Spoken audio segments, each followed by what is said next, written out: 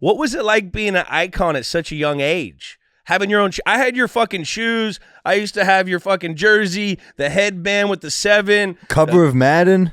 Yeah, I'm all ready for it, fellas. I'm all ready for it. It was just a lot, man. Being a kid from Newport News and like just didn't experience a lot in the world other than what I was accustomed to growing up in the neighborhood that I grew up in. And then, I'm a good football player to everybody in my hometown. And, I get put on the national stage and get some coaches who understood me and how to make me great.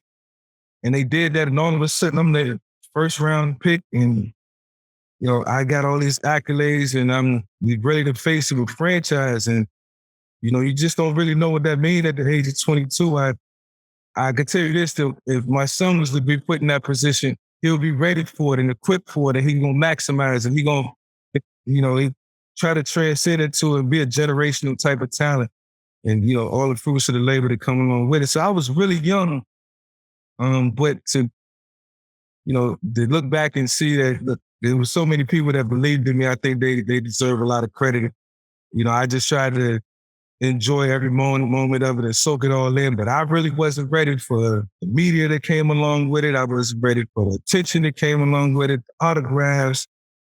It was all, it got to a point where I was like, I just want to just play ball, man.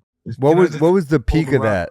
Like people hitting you up? I'm sure like a ton of celebrities are hitting you up. Every corporate company calling, like, you don't realize how blessed you are until like years later you look back on it. Still blessed to this day. I don't take anything away, but it was overwhelming. It was overwhelming. Like I look back and I see why it was the game. I made the game look so different. It was like, this is the future. But that's the thing. Like, I think Lamar Jackson's a beast. He's a monster, and we all see his talents each and every week. But the difference is those are a lot of like designed runs. Mike got his runs through like improvising. Like if it broke down, then he would take off, and he really did sit in that pocket and try to sling that thing as often as possible. It just so happened that like the 3 times that he went and ran, it'd be like for 95 yards. So like that's the difference. So you'll take it. You'll take 95 yards. Yeah, I'm gashing him when I take off. My legs fresh. When I started to realize, Julian, if I come out and exert some of my energy, not too much, because my receivers, I used to look at my receivers and I see how hard they worked in practice, and them guys sacrificing, they running. Like, man, I'm gonna reward these guys. We got to get on the same page, and it's the quickest way to advance the ball down the field. They professionals too. Whether I was in college, I'm like, when these dudes deserve it, they just running like the track team.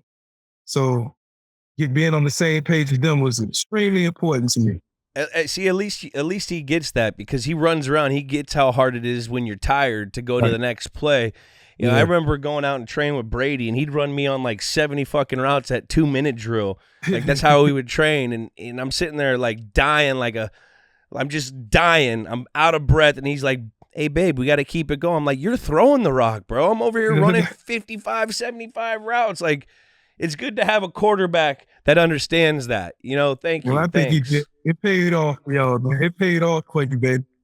Well, it's nice to know you sacrificed so much for Tom. I hope he's listening so he knows how much you sacrificed, and maybe he'll want to come on Games with Names at some point. It's so hard.